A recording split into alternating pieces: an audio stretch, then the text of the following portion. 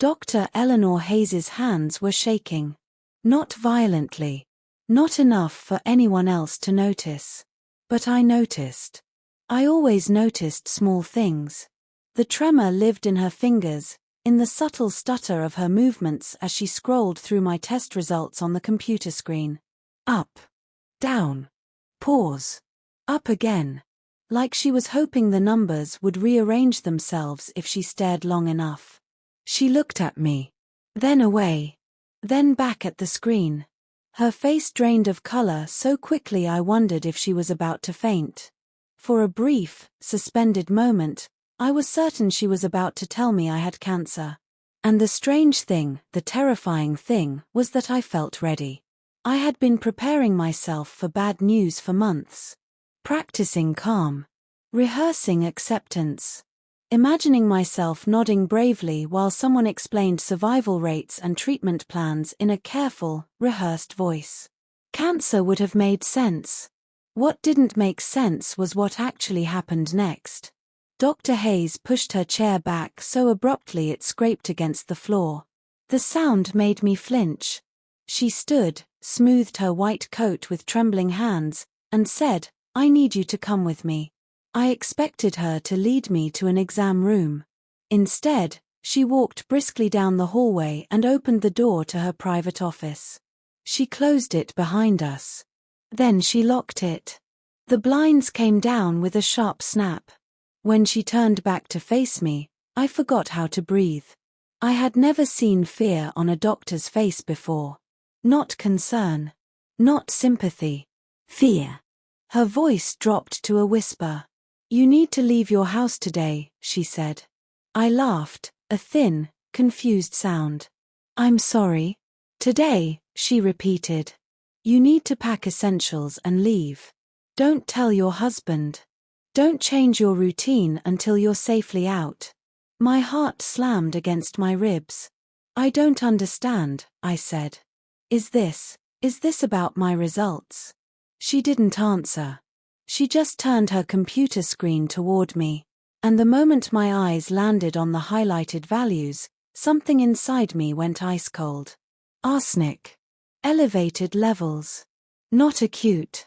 Not lethal. Chronic. Slow. Calculated. The room tilted. I don't work with chemicals," I whispered. "I don't live near a factory. This isn't environmental," Dr. Hayes said quietly. "This is repeated exposure. Over months. Someone wasn't trying to kill me quickly. Someone was killing me carefully. My name is Lena Hartwell. I'm 31 years old. I work as a senior accountant at a mid-sized firm in Portland, Oregon. I've been married for 4 years to Marcus Hartwell, a pharmaceutical sales representative with a smile people trusted instantly. And for the past 5 months, I had felt like my body was shutting down piece by piece while everyone told me I was imagining it. It started with exhaustion. Not the kind you fix with sleep. This was bone deep. The kind that erased words from my mind mid-sentence. The kind that made me stare at my phone, unable to remember my own passcode. Then came the nausea. Constant. Subtle. Like being on a boat that never stopped rocking. My hair started falling out in clumps. On my pillow. In the shower drain. Tangled in my brush like shed skin. I stopped recognizing myself. My thoughts blurred. Conversations evaporated. I reread the same emails 6 times and still couldn't understand them. At 31, I felt ancient. I went to 3 doctors. Stress, they said. Anemia. Hormones. One gently suggested therapy. Another implied I worked too hard. They ran tests. Found nothing conclusive. Sent me home with supplements and polite smiles. I blamed turning 30. Apparently, arsenic poisoning doesn't come with the welcome package. That's more of a husband thing. Marcus came with me to every appointment. Every single one. He held my hand in waiting rooms. Asked smart questions. Took notes on his phone. Smiled warmly at nurses. One receptionist told me I was lucky. I believed her. I believed all of it. Until I sat in that locked office, staring at evidence that my body was being poisoned on purpose. Who prepares your meals? Dr. Hayes asked softly. My husband, I said automatically. Does anyone handle your drinks regularly? Marcus. Has anyone shown unusual interest in your health? Your medications? Marcus. The realization didn't arrive gently. It hit me like a freight train. Marcus started making me a protein smoothie every morning 5 months ago. Exactly when my symptoms began. He said he was worried about my nutrition. Said I wasn't eating enough. Said he wanted to help me feel better. It tasted awful, bitter, metallic, like grass and chalk blended together. I drank it anyway. Because love sometimes tastes bad. Dr. Hayes leaned forward, her eyes locked on mine. Your husband works in pharmaceuticals, she said. He understands dosage. Absorption. How to make illness look natural. My stomach twisted. He wasn't trying to kill you quickly, she continued. He was trying to make you waste away. A tragic mystery. A grieving husband. A clean payout. Don't change your behavior, she warned. If he's doing this intentionally, sudden changes could put you in danger. She gave me her personal email address. Told me to contact police from a safe location. Told me not to use shared devices. I walked out of the clinic on legs that didn't feel like mine. My phone buzzed. Marcus, how did the appointment go, sweetheart? I made lasagna. Can't wait to see you. I stared at the message until my vision blurred. I typed back, on my way. Love you. Then I sat in my car and screamed until my throat burned. Because I had to go home. I had to sit across from a man who was poisoning me and smile. And I had to survive long enough to stop him. I didn't sleep that night. I lay beside Marcus, listening to the rhythm of his breathing, counting the seconds between inhales like it was proof of something real. His arm draped over my waist, heavy and familiar. Protective, anyone watching would think. I wondered how many nights he had lain like this, calculating. When his alarm went off at 6:15 a.m., I flinched so hard he stirred. Hey, he murmured, voice thick with sleep. Bad dream? I swallowed. Just, didn't sleep well. He kissed my forehead, soft and absent-minded, already halfway into the day. I'll make your smoothie extra gentle today. The word smoothie echoed in my skull like a gunshot. I forced a smile. In the kitchen, I watched him move. Confident. Efficient. The man I thought I knew. He rinsed the blender carefully, measured powders precisely, added fruit, yogurt, something from a small unmarked container I had never questioned before. I realized then how easy it would have been for him. Love is the best disguise. He poured the thick green liquid into my favorite glass and set it in front of me like an offering. There, he said. Drink while it's fresh. My hands shook as I picked it up. This was my first test. I took a breath and said, lightly, Dr. Hayes put me on new supplements. She said I can't have protein for a couple hours after taking them. Something about absorption. Marcus paused. Just for a fraction of a second. Then his face smoothed. Oh, that's annoying. I know, I said, forcing a small laugh. I'll drink it later. He studied me, eyes sharp, assessing. I could feel him recalculating. Finally, he nodded. We'll just keep it in the fridge, then. I poured most of it down the sink the moment he left. But not all. I drank just enough to keep my symptoms from improving too quickly. Enough to maintain the illusion. Because I realized something terrifying. Marcus was patient. He wasn't expecting results overnight. He'd planned for months. A slow recovery would alert him. A slow decline pleased him. So I declined, carefully.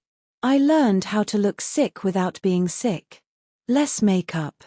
Slower movements. Shallow smiles. I complained about headaches and fatigue even as my strength slowly returned. I became an actress in my own life. Marcus thrived on it.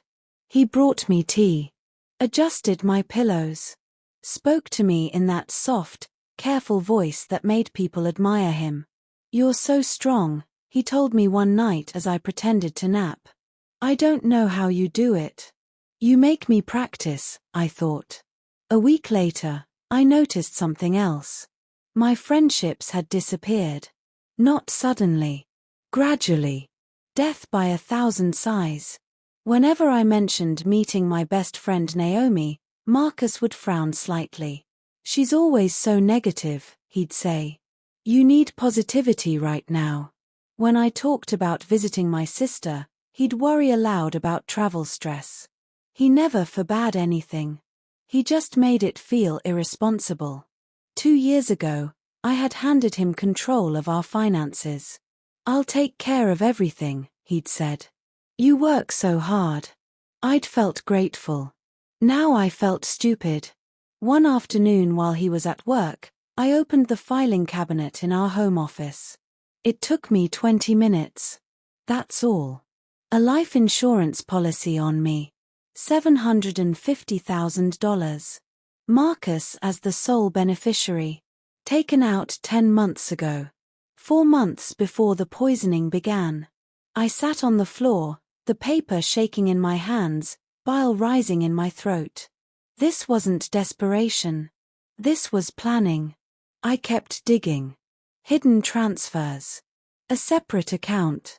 $40,000 moved slowly, buried under innocent categories.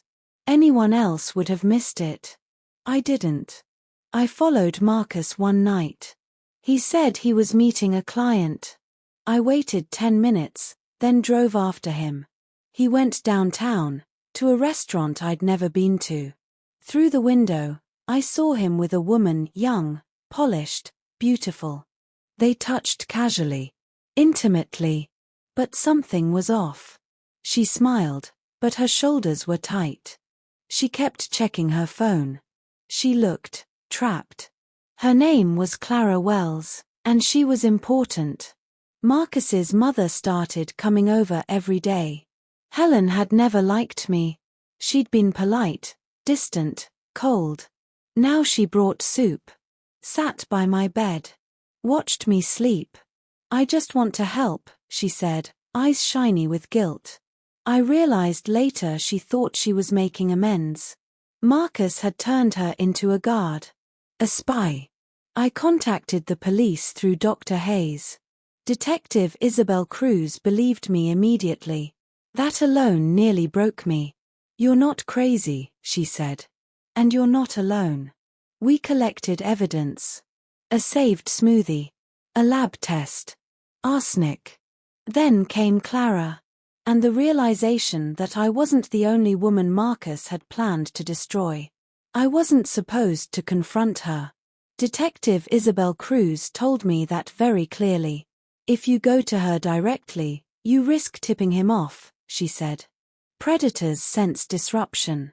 If Marcus suspects his control is slipping, he could escalate. She was right. And I ignored her anyway. Because there was one thing Marcus had underestimated from the beginning.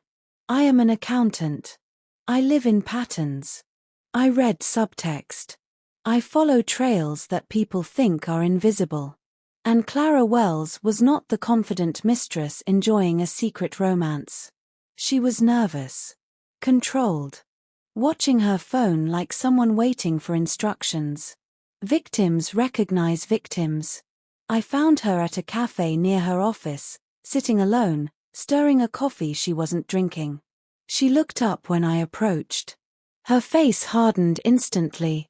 "You're his wife," she said. Not a question. An accusation. "Yes," I said, sitting down. "And if you walk away right now, you might end up dead." She laughed, sharp, brittle. "Marcus said you'd do this. He said you're unstable. That you'd try to ruin his life." I slid a folder across the table. Blood test results. Highlighted. Arsenic. Her eyes flicked down before she could stop herself. That's fake, she said, too quickly. I slid another paper forward. My life insurance policy. $750,000. Her mouth opened. Closed. He loves you, she insisted, but her voice wavered. He worries about you constantly. I leaned in. Did he ask you to take out life insurance? The color drained from her face. How did you? $500,000, I continued. He called it planning for your future together. Silence. That's when the lie shattered. She told me everything. They met 14 months ago. He said his marriage was a mistake. That I was cold, distant, sickly. He was waiting for the right time to leave. 8 months ago, he convinced her to get life insurance. Then came the favor. Access to her company's ordering system. Just to save money, he said. She never checked what he bought. She never saw the deliveries. Marcus had ordered the poison through her. She was the scapegoat. I watched the realization break her from the inside out. I thought he loved me, she whispered. I thought we were building something. You were, I said softly. A crime scene. She agreed to cooperate. Detective crews moved fast. Records. Orders. A P.O. box rented under a fake name. Security footage. Marcus collecting packages. Clear as day. The noose tightened. Clara stayed with him. Played her role. Recorded everything. At home, I performed weakness. I wore pale makeup. Took fake naps. Let Marcus feel in control. Thank you for taking care of me, I told him. He smiled. That smile deserved prison. The Wire went on next. Detective Cruz asked me to talk about the future. About death. Marcus didn't protest. He accepted it. That's when I knew. The morning of his arrest, he kissed me goodbye. 20 minutes later, he came back in handcuffs. He didn't look shocked. Just irritated. Like a man who miscalculated a decimal point. The trial was fast. The evidence was brutal. The verdict was inevitable. 15 years. I watched the judge sentence him and felt nothing. Not joy. Not anger. Freedom doesn't always feel loud. Sometimes it's just quiet. I moved away. New city. New kitchen. I make my own breakfast now. I trust my body again. Marcus writes from prison. I never open the letters. Some chapters stay closed. Because survival is not revenge. It's release. People imagine survival as a moment. A single breath after being underwater too long. A dramatic release. A courtroom victory. A door slamming shut behind the person who hurt you. But survival isn't a moment. It's a long, uneven season. In the weeks after Marcus was sentenced, my life didn't snap back into place. Nothing magically aligned. I didn't wake up one morning feeling whole or strong or grateful to be alive in the cinematic way people expect. What I felt, mostly, was exhaustion. A deep, cellular tiredness that had nothing to do with arsenic or illness and everything to do with how long I had been afraid without knowing why. My body had been fighting for me long before my mind understood what it was fighting. Some days, I slept 14 hours and still woke up tired. Other days, I lay awake until dawn, listening to the unfamiliar sound of silence, real silence, not the tense quiet of a house where another person is always watching. When people found out what had happened, their reactions followed a script. How did you not notice? You're so strong. I could never survive something like that. They meant well. I knew that. But each comment landed like a small bruise.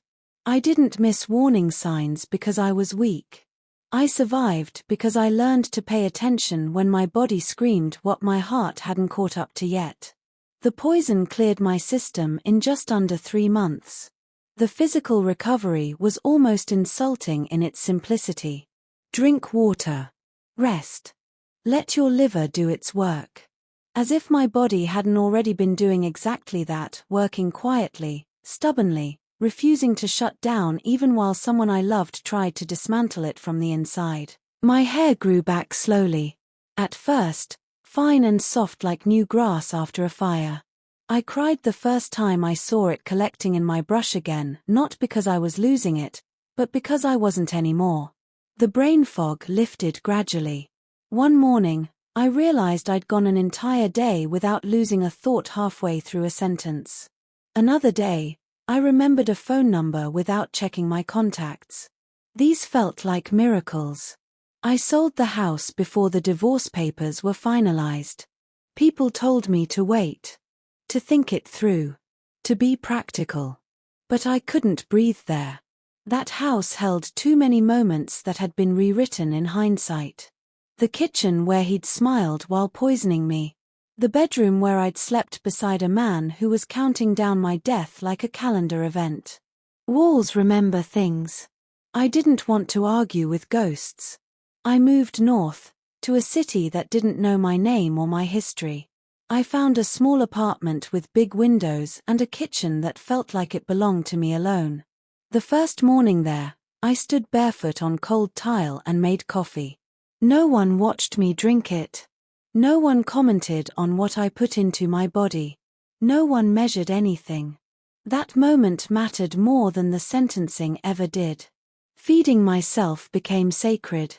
I didn't realize how much trust it takes to eat until I had to rebuild that trust from scratch. Every meal was a quiet question. Is this safe? Is this mine? I started small. Eggs. Toast. Soup. I learned to listen to hunger again instead of schedules or expectations. To stop eating when I was full without guilt.